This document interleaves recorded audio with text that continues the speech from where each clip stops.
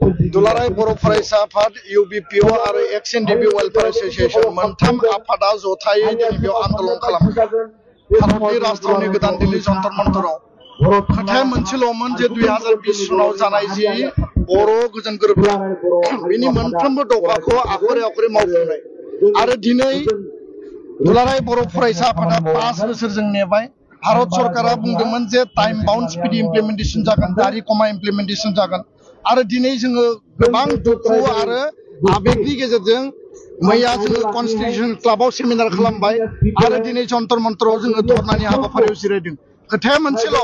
जे 125 एमेन्डमेन्टनि गेजेरजों आर्टिकल 280 खौ एमेन्डमेन्ट खालामनानै BTC BTR आरो आसाम मेघालय मिजोराम त्रिपुरा 10टा माने जि शिक्षिदल दं मोनब्रै स्टेटआव बेनो मोर फाइनान्शियल अटोनमी होनांगौ एडमिनिस्ट्रेटिव पावर बारायनांगौ आरो जायनि गेजेरजों भारत सरकारनिफ्राय डाइरेक्ट फाइनान्स थांगोन आरो बे डाइरेक्ट फाइनान्सनि गेजेरजों जाहाथे आसामनि फाइनान्स आरो सेन्ट्रेलनि फाइनान्स जोंनि काउन्सिला मजबुतै जाहाथे सोलिनो हायो आरो बिनि गेजेरजों जोंनि 60टा समष्टि बारायनायनि खोथा सीमा बारायनायनि खोथा बेयाव पावर बांनायनि खोथा गासै खोथाफोरा बेयाव लिरनाय दङ आरो बेखायनो विंटार सेशन अफ पार्लियामेन्ट फैगासिनो दङ बे विंटार सेशन अफ पार्लियामेन्टआव आर्टिकल 280 आरो 125 एमेन्डमेन्टखौ पास खालामनानै जि संबिधानिक मर्यादा जि संबिधानिक जि अधिकारनि खोथा 2020 नि एकर्डनि गेजेरजों 5000 शहीदनि बिनिमयाव मोननाय बे एकर्डनि उनाव शान्ति लाबोनायनि दायित्वखौ जों लाबाय शान्तिखौ दिनै जों गायसनबाय भारत सरकारा जि गावसोरनि जि मोनसे माने रादाय होदोंमोन बे रादाय बायदि बिथांमोना जि मावनांगौमोन आधा डजननिबो बारा एकर्डनि दफाया दिनै इमप्लिमेन्ट जानो दंबावो बिथांमोना मावा होननानै बुङाखै बिथांमोना जाया होननानै बुङाखै आरो जोंहा भारत सरकारनि सायाव दिनैबो बिश्वास दङ मोदीनि सायाव अमित शाहनि सायाव जोंहा दाबो बिश्वास दङ किन्तु खोथाया जाहैबाय जे टाइम गोलाव खालायोब्ला डिले खालायोबा जोङो जि आन्दोलनखौ खालामनानै जि अधिकारखौ मोनदोंमोन आरो जि एसपिरेसनखौ लानानै बर' रायजो राजाया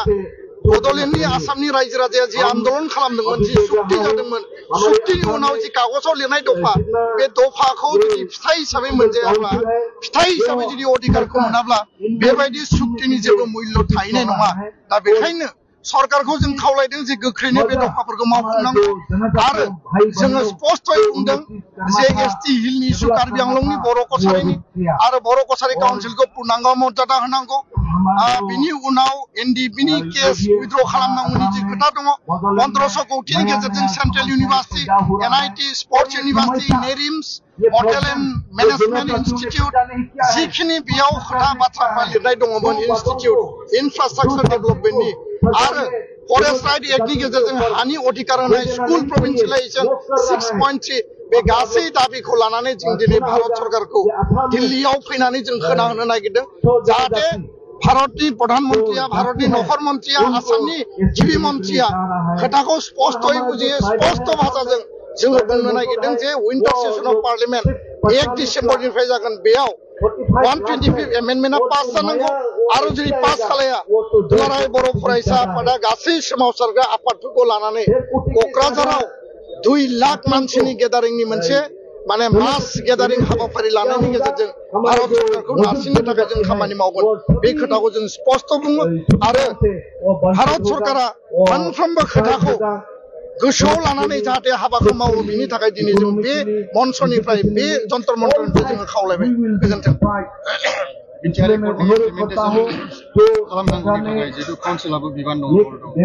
खावलायगोन बिथांमोना मोनसे सिगां बुंदों जे जायफोर सुबुं खालामदों बेखौ बिथांमोनासो मावगोन दिल्लीनि जन्तर मन्तरनि हाबाफारिया जोबनायनि उनाव जोङो बयबो मोजाङै मोजां जोंनि जिल्ला मिरु दखरा आरो जोंनि सोमावसारग्रा बिथांमोना आसामाव बड'लेण्डआव जों थांफिनगोन थांनायनि उनाव दुलाराय बर' फरायसा आफादा आथिखालनि BTC काउन्सिलनि मुरब्बी हाग्रामा महिलारि बिथांखौ जिहेतु बिथाङा सरकारनि मुरब्बी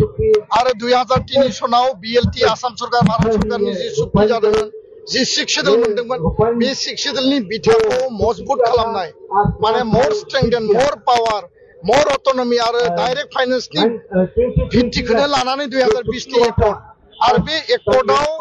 जि खोथा बाथ्रा लिरनाय दङ बेयो जानाय लोगो लोगो आथिखालाव काउन्सिला जि माने सरकार सालायबाय थादों बिथांमोना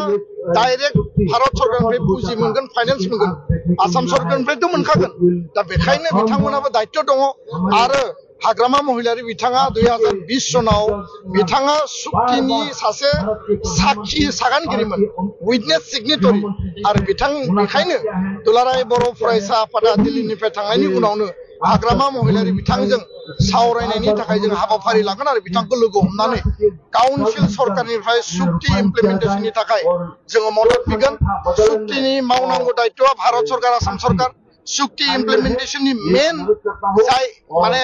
इन्स्टिट्यूशन आरो गभर्नेन्सआ जाहैबाय भारत सरकार आसाम सरकार आरो बेखौ मदद होनांगौआ जाबाय बिटिसि सरकार आरो बेखायनो हाग्रामा महिलारि बिथांखौ जों लोगो हमो। गोजोन्थों।